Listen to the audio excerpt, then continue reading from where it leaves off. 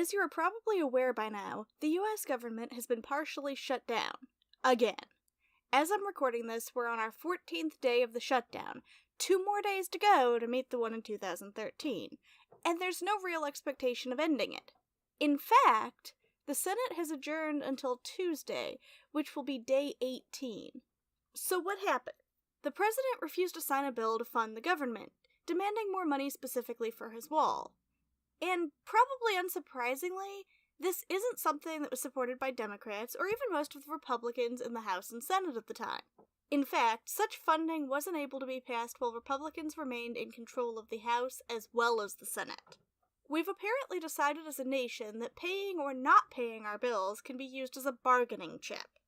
This has resulted in some government agencies being shut down. They will remain so until either Congress gives in to the demand of $5 billion in the year for a wall, or Trump signs a bill without it despite having dug his heels in. This is what we've come to. Stopping things from functioning normally when things don't go a certain way. Refusing to even fund the government without changing policies in the very same bill. So, all that said, what does the government shutting down entail? To some degree, it depends on how long it stays shut down. Many things that no longer run aren't widely used during the holidays, especially by people who are neither on public benefits nor working for the government in some capacity. Let's see what the White House has to say about what it means. Well, that's awkward and annoying. This administration only provides any information on it via press briefings. But he's never really considered the press to be trustworthy, so I have my doubts about how useful and concise these answers are. This happened while the last president was in office too, though. Fortunately, that administration had far more nicely formatted answers, and what's impacted doesn't change all that much. So, let's look at that as well as other sources. Well, first off, it means that some programs like the ones that feed people, including WIC, SNAP, and the school lunch program, could potentially run out of money. This isn't the case right away, of course, but rather if it goes on for a bit. All it means immediately is that new applications aren't going to be processed by federal employees, as most of those are furloughed. Oh, right, I hadn't mentioned that. So, when the government gets shut down, all the federal employees quit getting paid. Some of them, the ones who are considered essential, have to keep working but don't get paid until after. This back pay, by the way, won't solve any problems that come from the lack of payment in the meantime. Nor are they likely to cover additional costs, late fees, shut-off, turn-on fees, etc., associated with the missed paychecks and payments. At the same time, these people are employed and unlikely to qualify for their state's unemployment insurance. Any that are not considered essential or exempt due to different payment sources are furloughed and not even allowed to volunteer their time. On the bright side, these workers may actually be able to file for unemployment in their state. They're only likely to be without income for 2 to 3 weeks if the shutdown takes a while. That said, they're still considered government employees with additional restrictions on where, or if, they can take additional jobs. They also may or may not even receive their regular pay when the shutdown is over. And of course, if they do, they'd likely have to repay certain benefits like unemployment. So, going back to the list of things impacted.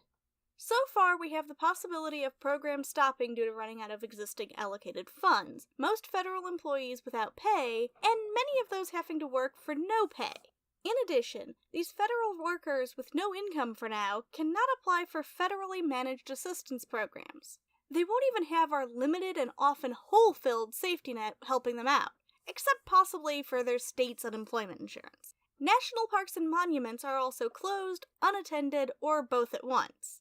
This leaves volunteers, if anyone, trying to handle things such as removing the trash and maintaining restrooms. It also impacts loans. This, probably obviously by now, includes federal loans such as those given to small businesses in rural areas. But it also includes loans from banks, such as mortgages and student loans, since tax transcripts can't be obtained either, except for disaster relief specifically, which is another topic. Various other agencies, such as the Environmental Protection Agency, the Department of Agriculture, the Food and Drug Administration, and countless others, will only be able to do part of their normal job. Plus, none of this even gets into the US credit score or our appearance on the world stage, both of which impact us more than many care to acknowledge. As for me, personally though, well, it truly depends on how long it goes on. I currently manage with disability, though fortunately 2 other people who reside in the same house have basically minimum wage part-time jobs. All that combined, we were caught up and about to get ahead right before winter hit. Since then, we've been managing, but just. Plus, my cat, the wonderful now old lady kitty who once pulled a knife from my hand years ago, has kidney problems and diabetes. We got to find that out just after Christmas. So, we're stretched a bit thin again, especially with all of these extra costs. But what does that have to do with the shutdown? Well, the shutdown means that in February, we can expect things to be even thinner.